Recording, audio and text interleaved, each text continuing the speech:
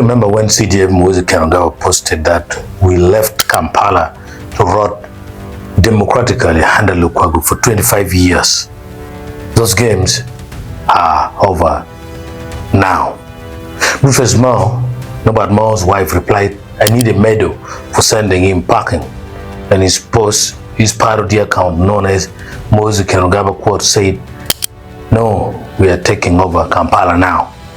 That same day, the 14th of February 2026, Muhoozi posted that what my leader, my brother, Prime Minister Abiy has done for this Baba in no time is what we shall do for Kampala when given the chance. You must remember, Muhoozi has ever been involved in inspection of the by then ongoing road works in the city on the 28th November 2023.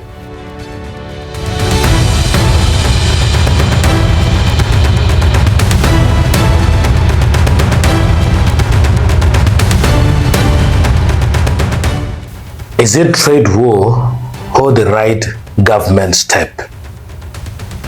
Many believe the government is punishing Buganda for becoming the new established opposition stronghold, while authorities argue this is about enforcing order. Residents and traders question whether the heavy-handed approach is politically motivated.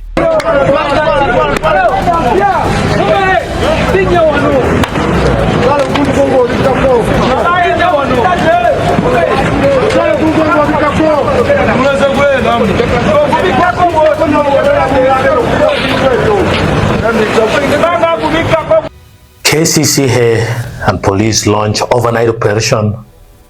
Overnight, the KCCA enforcement team, with the support of police, launched an operation to remove kiosks and other unplanned structures erected on streets and buildings across Kampala. The operation follows a 2-week ultimatum issued by state authorities ordering street vendors, border riders without designated stages, and taxis operating outside gazetted parks to vacate the streets of the capital by 8 p.m. on February 19th. Early Friday morning, KCCA and police reiterated their vow to arrest any vendors who defy the directive and continue operating on the streets.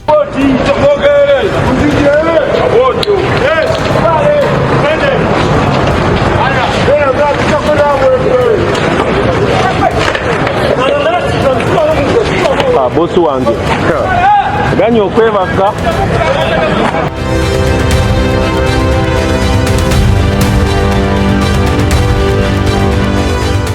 Strong oil updates. KCCA leadership on the ground earlier. KCCA Executive Director Sharifa Buzeki personally supervised the demolition of kiosks and other unplanned structures across Kampala. She was joined by Dr. Sarah Zalwango, Director for Public Health and Environment, and Daniel Nwebina, KCCA spokesperson during the operation. Authorities emphasized that enforcement is ongoing and strict action will be taken against individuals who ignore that the directive and persist with street operations. Updates from the city center. Updates have started coming in from Kampala's central business district. Part of the non-motorized transport corridor now appears cleared after KCCA started enforcing the trade order, moving all vendors off the streets. Deputy RCC Shafik Nsubuga directed all security teams in the city, particularly division police commanders, DPCs, not to allow any vendors to operate as authorities enforced the directives issued by Minister Minsa Kabanda. The trade order targets street vendors operating along streets, border riders without designated stages, taxis parking along city roads outside gazetted parks.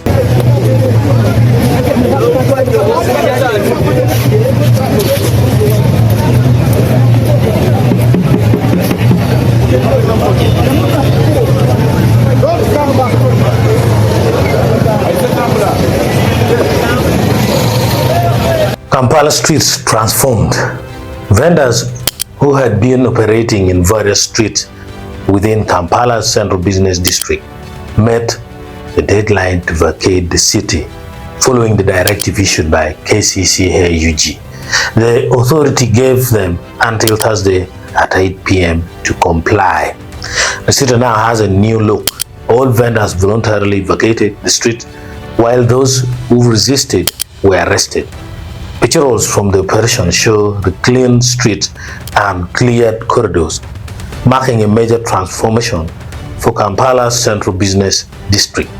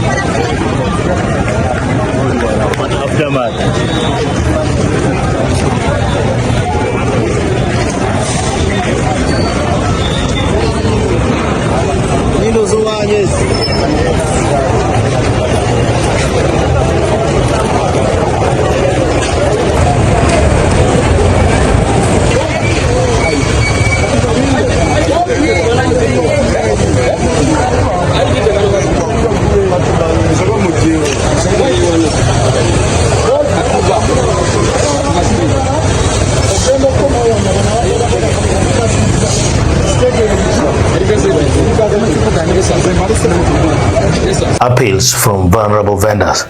Some vendors, especially single mothers, have appealed to Minister Miensa Kabanda to allow them to operate in the evening so they can earn a living for their families.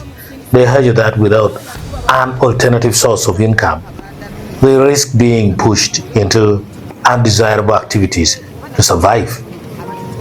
Authorities, however, remain firm that the trade order will continue to be enforced, with no exceptions for informal traders operating on city streets.